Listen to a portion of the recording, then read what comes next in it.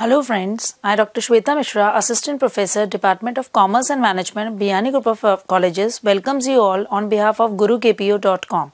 Today the topic which we are going to discuss is games theory. Now let us know about what is games theory. Games theory is a mathematical technique that deals with general features of competitive situations. Game theory deals with the situation in which there are two or more parties. In game theory, we can analyze two parties or there can be more than two parties. Parties can be called competitors as they are competing with one another. The interest of one influences the interest of another.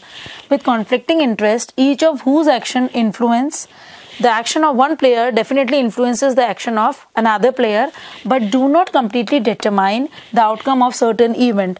The event or the payoff which one player uses influences the payoff of other player, but other player is not aware about the action which is taken by the first player. Now, much of the research on the theory of game has been concentrated on two-person zero-sum game.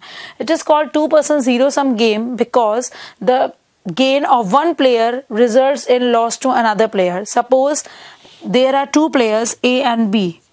If A player wins by 2 points, then definitely B player loses by 2 points, and the sum of both the players' payoff comes to 0. That's why it is called two-person zero-sum game.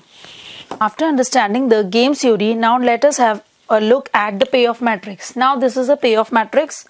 This is row player and this is column player. As R is row player because it has the strategies in row sequence, and it is column player because it has strategies in column sequence. Now R1, R2, R3 are the strategies opted by row player, that is player R, and C1, C2, C3 and C4 are the strategies opted by column player, that is player C. Now the entries or the positive entries inside the payoff matrix denotes positive entries inside the matrix denotes gain to player R, and negative entry inside the payoff matrix indicates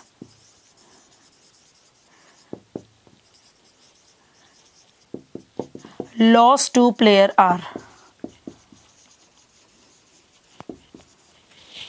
If positive entry indicates gain to player R, so reverse is positive entry indicates loss to player C. That is,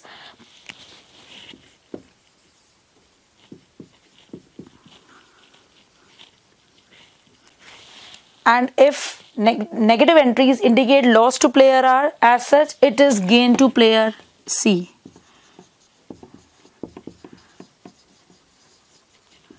I am repeating it one more time. All the positive entries indicate gain to player R. If it is gain to player R, then definitely it is loss to player C. And all the negative entries indicate loss to player R, so definitely it would be gain to player C.